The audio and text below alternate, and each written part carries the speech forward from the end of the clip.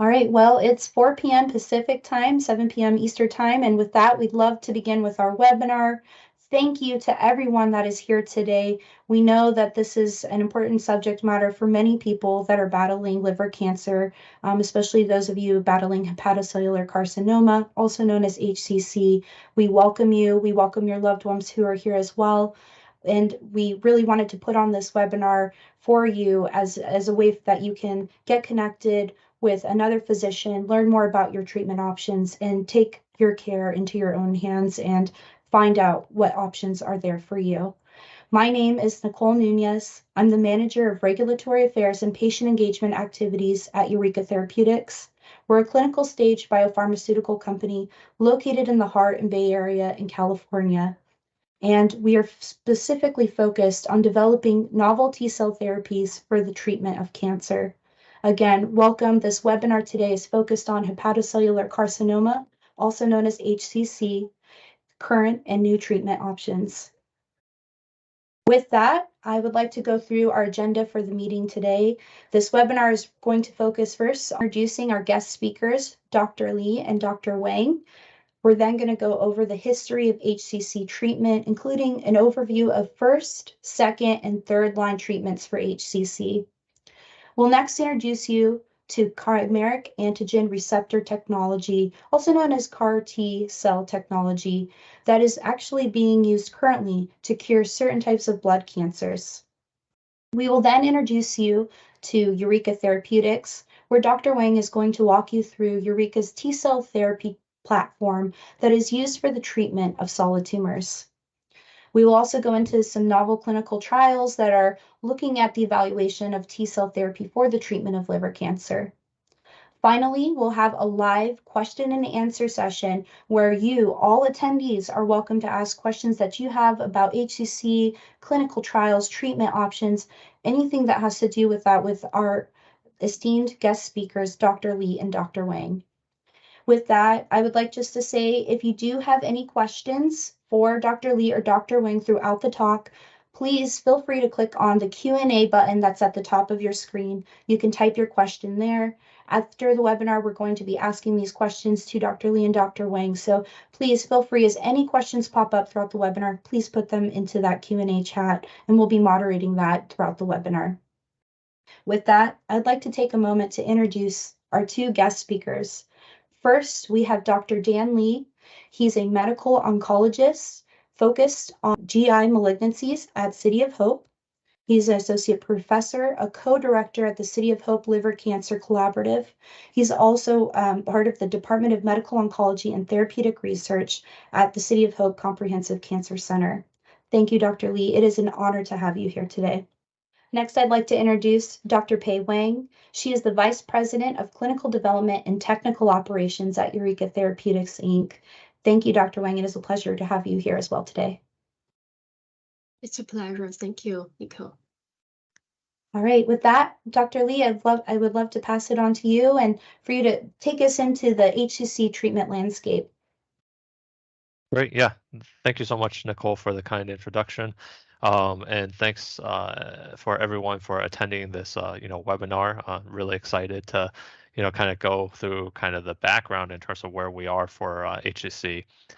So this slide just shows you kind of how far I think we've come in a relative short time. So when I started studying this disease in terms of liver cancer, it was really I would say, very sobering landscape that I was dealing with. So back in 2007, we had the initial FDA approval for sorafenib, which is a oral medication that patients can take to control their liver cancers. But what we know is that at that time, that medication certainly has its own challenges. There are side effects with the medication. You have to take it on a daily basis. And it didn't necessarily have I would say, a very huge impact in terms of long-term control of one's liver cancer. So that was very challenging. And what you can see was that there was a lot of effort that was done in terms of testing different types of medications to see whether or not it could lead to improvement in outcomes in our patients with liver cancer. And it was really, for 10 years, I would say, a negative trial after a negative trial after a negative trial, meaning that these additional medications that were tested were not necessarily effective. It was not necessarily better in terms of controlling one's liver cancer, and patients weren't necessarily living longer as a result of that. And it wasn't until 2017 that we started to make waves in the landscape of liver cancer. So it started really with patients in terms of after they got the sorafenib medication, what could they take afterwards to control their liver cancer? And we had several approvals in terms of other oral medications that was able to somewhat extend life of patients and control the disease. And we still didn't have any impact in terms of in the what's known as the first line setting, or patients that need treatment initially when they were first diagnosed with liver cancer. And that really changed, I would say, until 2020, where we have really had the advent of immunotherapy medications. And now there's two different regimens, the combination of atezolizumab plus bevacizumab, as well as the combination of durvalumab plus tremelimumab, which are frontline immunotherapy combination regimens that we use for our patients with liver cancer. And both of these regimens have gone on to really help patients control their disease in the initial line setting. But certainly there's still a very unmet need in the sense that, what happens when you potentially develop resistance to these medications, and what do you do next? So next slide. So this shows you kind of the safety as well as efficacy of FDA-approved first-line systemic treatments. So these are treatments that you would initially consider when you're diagnosed with more advanced liver cancer. And this shows you kind of the outcomes of these patients. So median overall survival just means, on average, how long would you live if you got that treatment in the frontline setting? And what you can see here is that we have made modest gains with each successive therapy. So initially, when we only had that sorafenib medication, median overall survival was only 10.7 months, meaning that even if you took that medication, it potentially improved how long you lived on average by about anywhere from 2 to 3 months. And then we have come a long way with these immunotherapy combinations, where now we're getting into survivals of closer to 19 or 20 months if you're getting those treatments, whether it's with the atezolizumab plus bevacizumab regimen or the durvalumab plus tremelimumab regimen.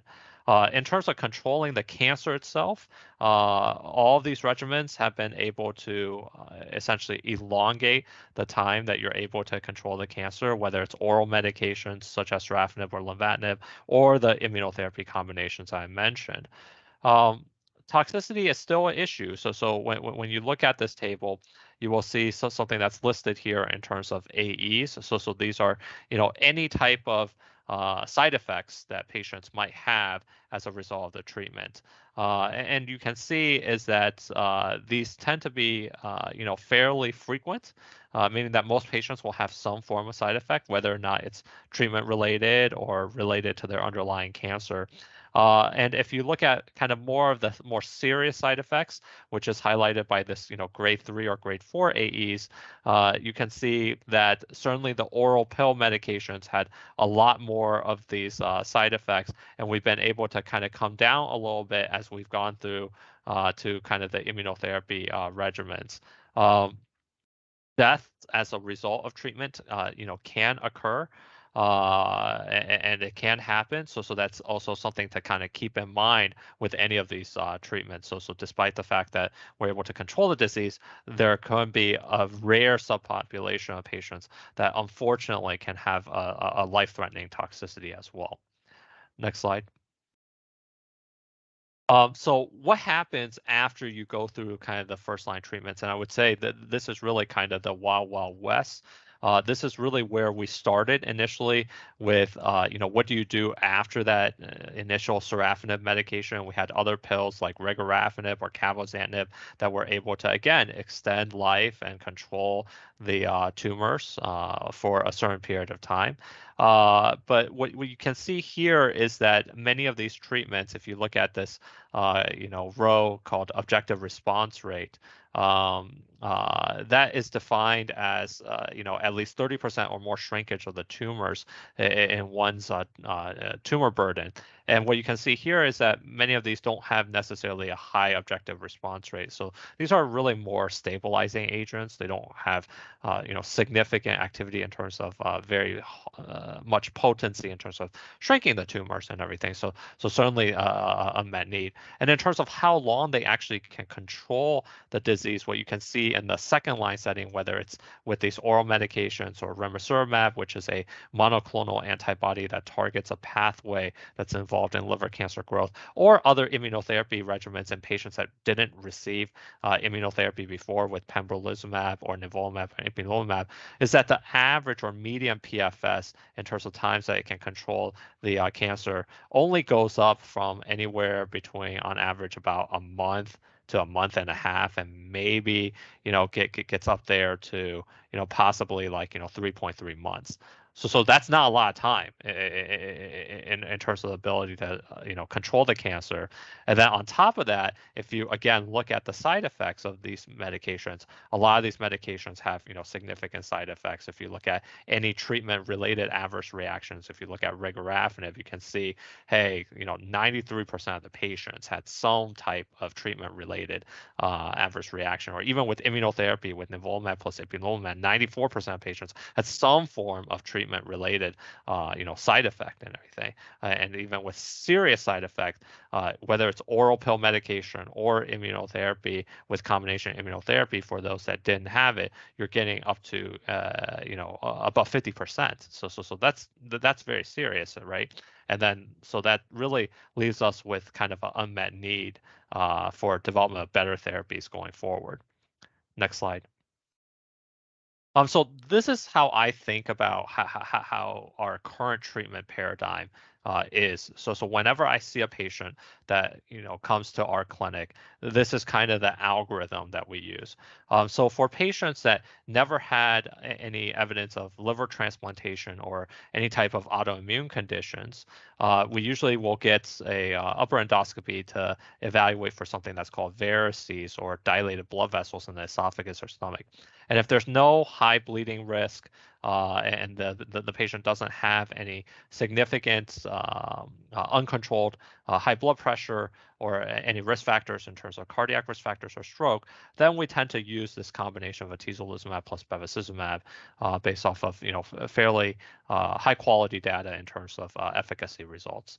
For those patients that actually have those bleeding risk factors or cardiac risk factors, then we usually will use the other immunotherapy combination regimen, whether it's combination durvalumab plus tremelimumab, or if someone has relatively significant physical decline and everything, we might even just use single agent immunotherapy with single agent durvalumab. Now, what happens for those patients that actually had prior transplant or autoimmune conditions? Well, we still have the option of those oral medications that we had before, whether it's sorafenib and a newer medication called lenvatinib. They're equivalent in terms of how long they help patients live. I would say, how we choose is that sometimes we would choose lenvatinib if there's a lot of significant tumor burden, because that medication is a little bit more potent in terms of its ability to possibly shrink tumors compared to sorafenib. So that's why we use that. After people develop resistance to any of these treatment regimens, as I mentioned, it is truly really the wild, wild west. You can use other oral medications to try to control it with somewhat of a marginal benefit, or you can use immunotherapy further. Traditionally, we probably wouldn't use immunotherapy if they previously had immunotherapy. Sometimes you can use still combination immunotherapy with nivolumab plus ipilimumab if they have what's known as acquired resistance to initial immunotherapy, which is a kind of a complex term that I don't think we should go into too much detail about and everything, but that's one train of thought that can be approached. But otherwise it's really with these oral medications, whether it's cabozantinib or regorafenib, that can be considered. And then, certainly cabozantinib can be used, I would say, at any time, because it's the only oral medication that has, higher level data in terms of its ability to be used in the third line setting or above. So that's really kind of how we look at it in terms of treatment of advanced liver cancer right now in 2023. And hopefully this field continues to rapidly evolve so that we have even more treatment options to consider for our patients going forward. Next slide. So what about T-cell therapy? So as I mentioned, there's certainly an unmet need in terms of developing newer therapies that have newer ways in terms of attacking the cancer, right? You can't only keep on using kind of the same oral pill medications with slight modifications, and that's not necessarily going to lead to significant outcomes. As I showed you, usually in those instances, the amount of tumor control is relatively short. So how T-cell therapy works is that it's really trying to get your own T cells to fight the cancer. So initially, you take a patient's blood, and after the patient's blood is taken, then you're able to isolate the specific T cells, or essentially the immune cells that go after anything that's foreign in your body, such as cancer. So you then take those cells, and those cells can now be engineered in a lab to basically incorporate any type of cancer fighting technology, i.e. to recognize something that might be on the tumor that your T cells can now be enhanced to go afterwards. And then in the lab, what you can do is that once you have identified a target, you can then essentially grow and expand these engineered T cells, or essentially, super T cells in a way, and everything to be able to recognize the tumor.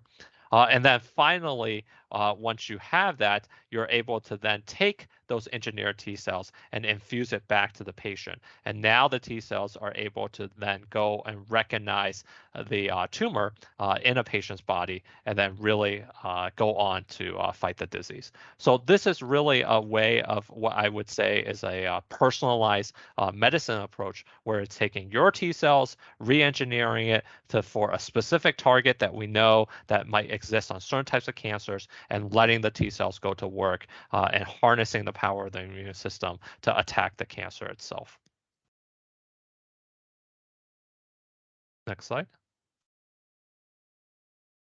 Great, thank you, Dr. Lee. We're so happy that you're able to share all of that with us. And please, everyone that's listening in, I'm sure you have questions for Dr. Lee. Put those in the Q&A box, and Dr. Lee will be able to answer your questions towards the end of the webinar.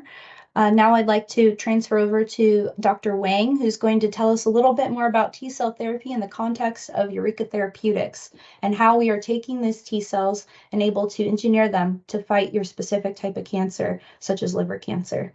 Dr. Wang? Thank you, Nicole. Thank you, Dr. Lee, for the nice summary of the treatment landscape for HCC and the nice introduction of CAR T-cell therapy. Good afternoon and good evening, everyone. My name is Pei. I'd like to use the next 15 minutes also to share a little bit more details of our T-cell therapy developed in Eureka Therapeutics. First, I'd like to say a few words about Eureka. Eureka was founded in 2006. Actually, I have been working for Eureka for more than 15 years. And in the past 17 years of the history of Eureka, we keep the same mission at Eureka, which is to find a cure for cancer by harnessing the evolutionary power of our own immune system. By this guiding principle, we developed our Artemis technology platform, which I will share more details in a little bit. Eureka is also a pioneer in targeting traditionally undruggable cancer antigen, which is very important for cancer therapeutic development. And I will touch base on this also later on in the slides. And at Eureka, we believe that innovations takes collaborative efforts. So over the years, we have established solid partnership with many top medical centers, including Memorial Sloan Kettering Cancer Center and National Cancer Institute. Our team has been working very closely with the top scientists and the physicians in the world to push the science frontier and the clinical development of these new concepts in order to benefit the cancer patient community. Currently, our leading program, clinical program, is focusing on liver cancer indications. The leading site for the adult HCC program is City of Hope, and the leading site for the pediatric liver cancer program is Dana-Farber Cancer Institute. Next, please. Just a little bit background. As Dr. Lee just introduced, CAR T-cell therapy is a relatively new concept in the field. Although it's new, it's already achieved multiple success in blood cancers. Currently on the market, there are 4 CD19 targeting T-cell products for the treatment of lymphoma and leukemia. There are 2 FDA-approved T-cell products targeting BCMA for the treatment of multiple myeloma. So it's great news for the T-cell therapy in general. However, there still remains a challenge in tackling cancers other than blood cancers. We call it solid tumor. And why is it challenging? At Eureka, we believe there are 3 main factors we consider as challenging in tackling solid tumors. The first challenge is there are only a certain small amount of cancer antigens that are specific expressing on the solid tumor, not on the healthy normal tissues. And the second challenge is actually it's hard to penetrate or infiltrate to the solid tumor. And the third challenge is the solid tumors normally has a harsh microenvironment for our immune systems. To tackle these challenges, next, Eureka developed 2 technology platforms. It's called eAlpha and Artemis, and to try to solve the issues here. So the eAlpha technology platform is essentially an antibody discovery engine. It is a very powerful antibody discovery engine that enable us to identify specific antibody that can target any cancer antigen that you can imagine, not only the traditional cell surface cancer antigen, but also the cancer antigen that reside within the cancer cells that traditionally is undruggable. So this is a very powerful tool for us at Eureka while we develop the drug pipeline. And the other technology platform is called Artemis. It is a cell receptor platform. So essentially, this platform enables the T cell to specifically identify the cancer cells that we want to target, and also kill the cancer cells effectively with long-lasting effect. And showing in the middle of the diagram, in the little structure on the surface of the Artemis T cells, this is the molecular structure of the Artemis. So combining these 2 technology platform, eAlpha and Artemis, we made unique T-cell therapy at Eureka. And for simplicity, we call this Artemis T cells. Next. So we started to build this core technology of Artemis about a decade ago. At that time, we were collaborating with another pioneer in CAR T therapy field, and we already recognized the potential serious toxicity associated with the CAR T. At that time, we want to develop something, some structure that is potentially much safer and at the same time has the same efficacy. So in the lab, we actually observed when we compared the Artemis T cells and the CAR T cells, we observed potent anti-tumor activities with Artemis T cells with much better safety profile and longer durability. So we were really excited about this result, and then we reached out to Dr. Stephen Grubb. And Dr. Grubb is a physician who treated the first pediatric patient using CAR T cell therapy. And the pediatric patient's name is Emily Whitehead. Although she gone through serious toxicity associated with the CAR T cell therapy, eventually the CAR T cells killed all her cancer cells. And the last year, she actually claimed 10-year cancer-free, and that was the year that they claimed officially that Emily is cured from her cancer. That was a big milestone in the entire field, and we were really excited about the success. So getting back to our story, so we reached out to Dr. Grubb, and he commented that, for me to believe in your technology, I want to see it in my own lab. So we actually sent over our Artemis T cell to his lab, and then he repeated the result that we observed in our own lab. And so together, we actually published a paper in Nature Cell Discovery about this exciting data. Next. Just like any other technology, we have different versions evolving through the development. And so the most current version that we have in clinic setting is Artemis version 3. And showing in the left panel is an animal study where we actually took out the tumor tissue and stained the tumor tissue was the T cell marker CD3.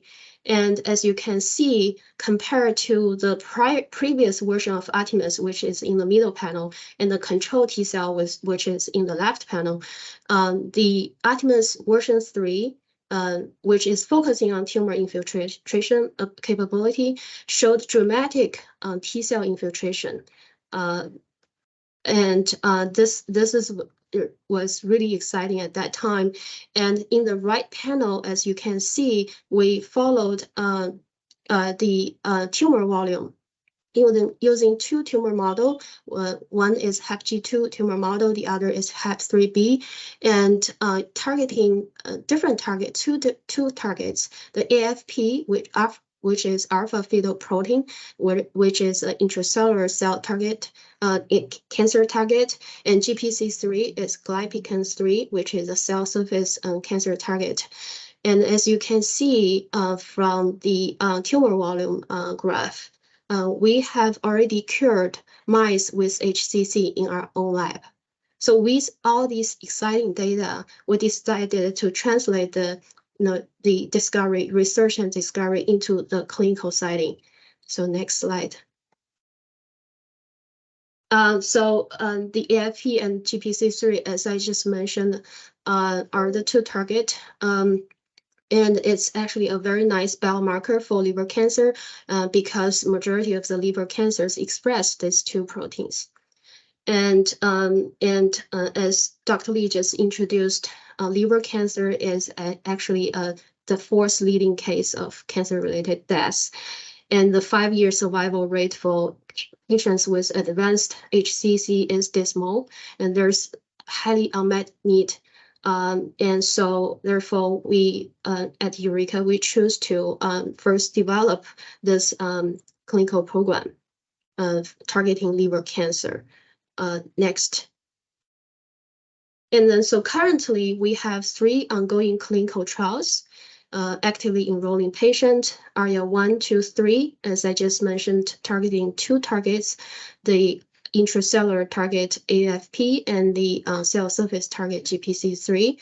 And the ARIA 1 and 3 are focusing on adult HCC patients, and ARIA 2 is focusing on pediatric liver cancer indication. In the interest of the time, I won't be able to go into the details of the trial, but if you are interested, please log on to clinicaltrials.gov and type in the keyword Eureka Therapeutics, and you should be able to see all the information regarding the inclusion-exclusion criteria for these clinical trials.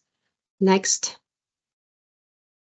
Specifically, I want to mention for the pediatric liver cancer program, ARIA-2, we're actively enrolling patients aged between 1 and 21 years old and who are AFP and HLA-A2 positive and have relapsed or refractory hepatoblastoma, HCNOS, or hepatocellular carcinoma. And the leading PI for this trial is Dr. Alison O'Neill, and she is the director of Solid Tumor Center at Dana-Farber Cancer Institute. This program is actually awarded by $10.6 million by California Institute for Regenerative Medicine, and this program also got multiple drug designations, including Fast Track, Rare Pediatric Disease, Orphan Drug Designation. So with, I think the award and the multiple designations highlight the recognition of the great potential of this program might bring to pediatric liver cancer patients. Next. In terms of clinical programs focusing on adult HCC, the most advanced clinical trial is ARIA-3 currently. And as just mentioned, Dr. Lee is our leading PI for the ARIA-3 program. And currently we have 2 active sites for the phase 1 part of the ARIA-3 study. In addition to City of Hope, we also have Kansas University Medical Center actively enrolling patients. And the primary focus of phase 1 study is to assess the safety and the tolerability of T cells.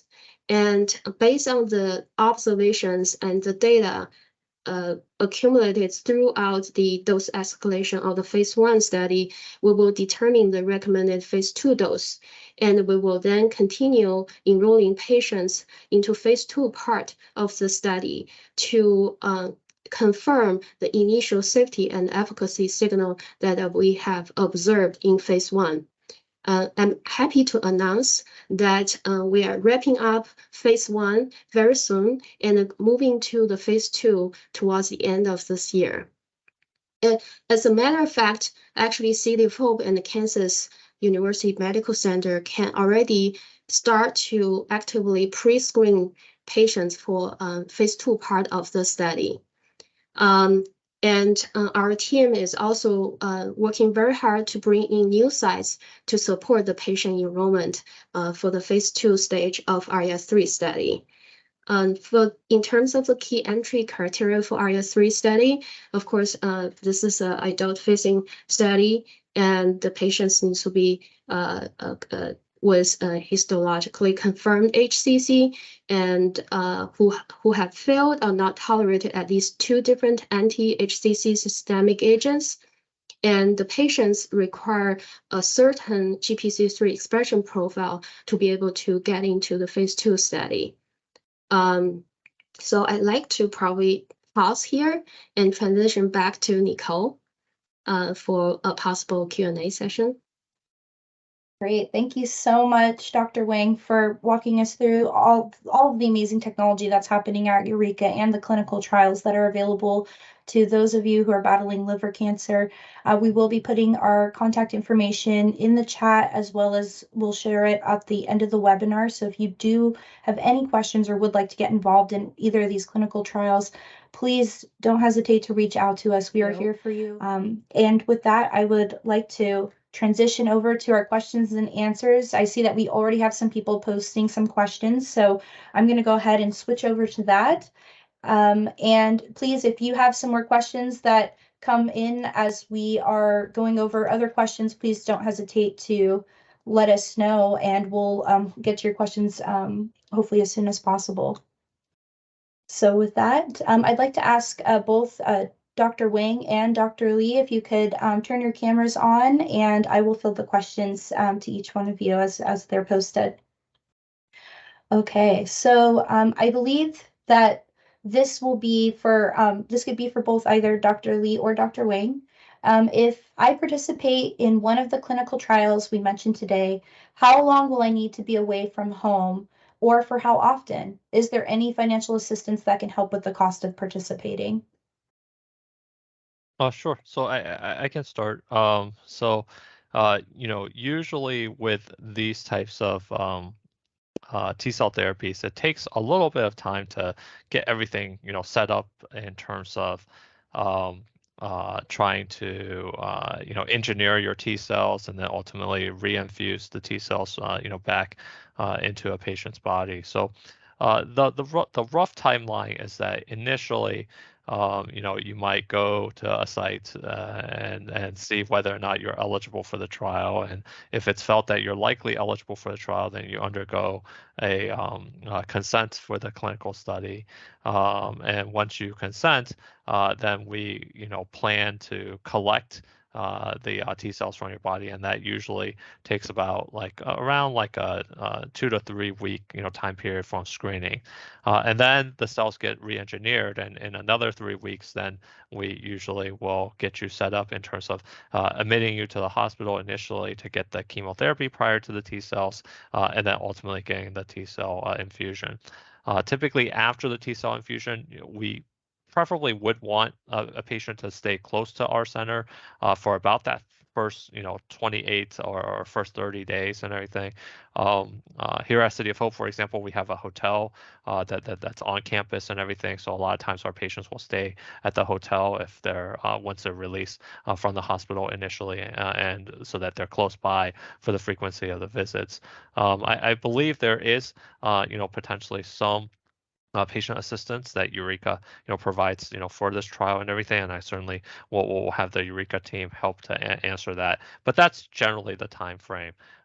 Because a lot of these T cell trials now are focusing on a specific target, you want to be able to know whether or not that target is something that's present in your tumor and everything.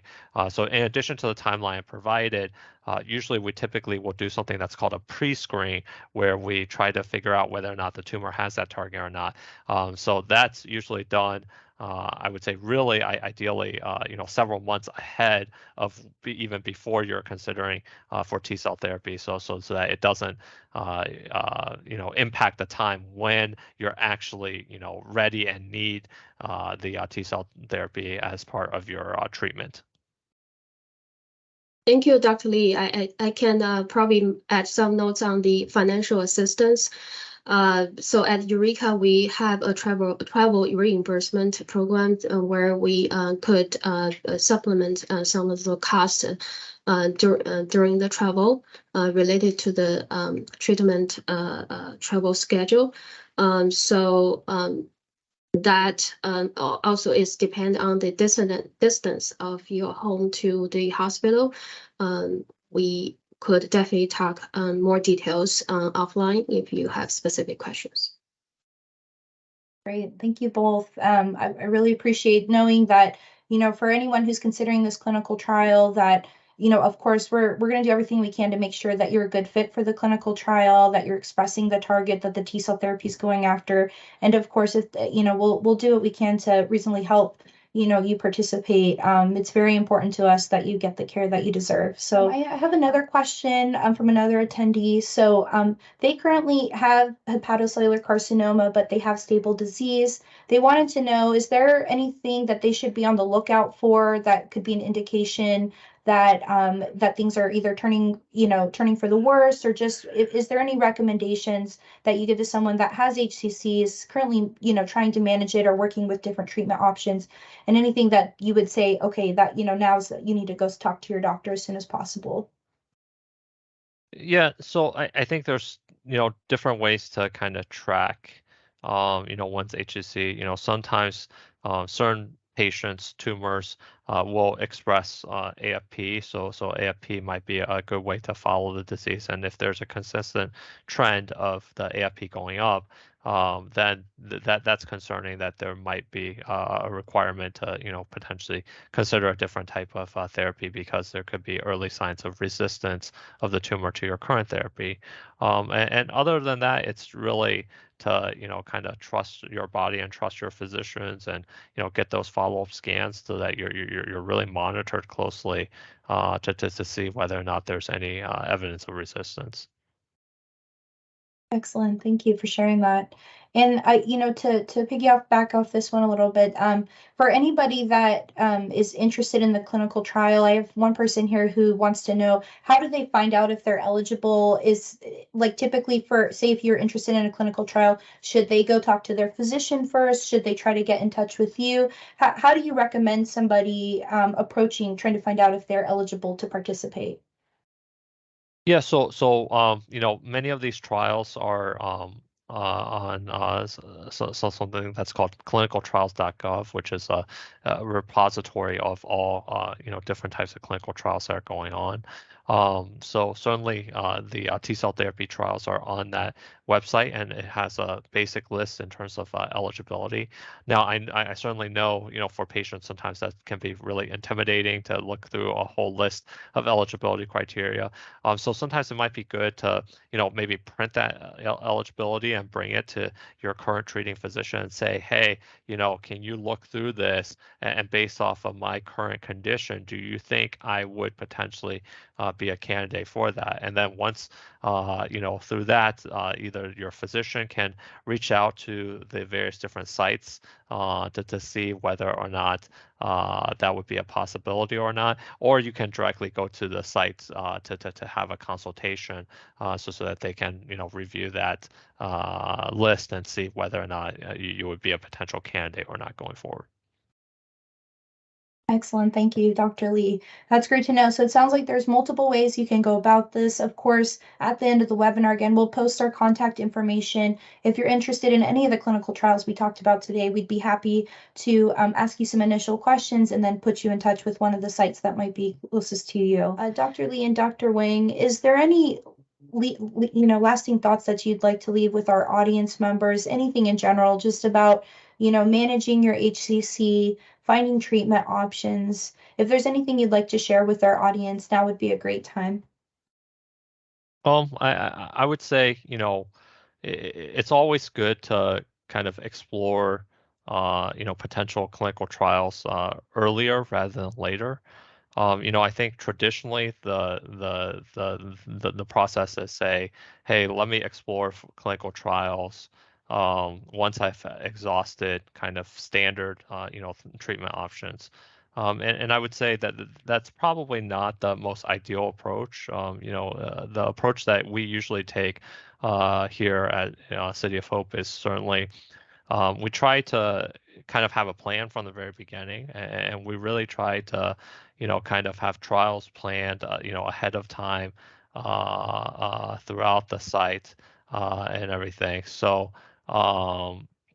really would want you to kind of have those discussions early with your physicians, so that you can potentially get second opinions or third opinions relatively early on, so that potentially clinical trials are part of your kind of treatment portfolio and everything for your cancer and everything. And I think in those instances, it gives you the ability to have the most options that are available for you at any one time, and that can certainly help to improve outcomes in the long run.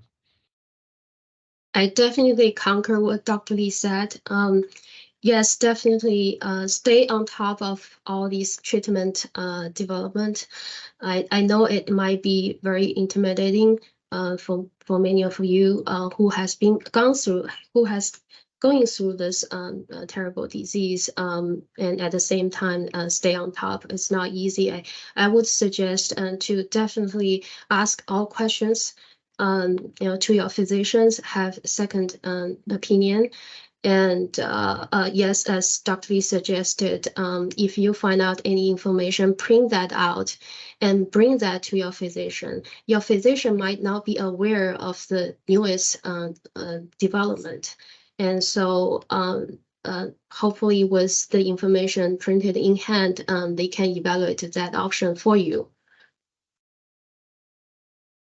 Great, thank you both. That's very important, and I'm so glad you brought that up, because so often people do think clinical trials are a last resort, when really, especially if you look on clinicaltrials.gov, you'll see that, you know, sometimes there are they do have them for earlier lines of treatment, and you know, don't be afraid to have conversations with your healthcare. I think Dr. Lee can possibly speak for most physicians out there, that they genuinely want to, you know, come to them with your questions. Don't be afraid. They are part of your team. You are on that team too, and they want to work with you to find the best option. Great, thank you both. So I think with that, we will be able to conclude the webinar. So I would like just to take a moment to say thank you both to Dr. Lee, Dr. Wang. You guys have just done a phenomenal job going over what is the current treatment options for patients that are battling HCC. Where can they go to find out more information about treatment options, including clinical trials? And so we really encourage everybody to please keep an eye out for all of the attendees. We're going to send out a copy of the webinar after a recording of this webinar following, as well as some helpful resources that you can check out, including information on how you can find out whether or not you are eligible for one of the clinical trials we talked about today. With that, I would just like to conclude and say thank you again, Dr. Lee, Dr. Wang. It was a pleasure, and thank you to everyone here. We wish you all the best, and please don't be afraid to reach out to us if you have any questions. Thank you so much. All right, thanks everyone. Thank you. All right, thank you. Bye-bye.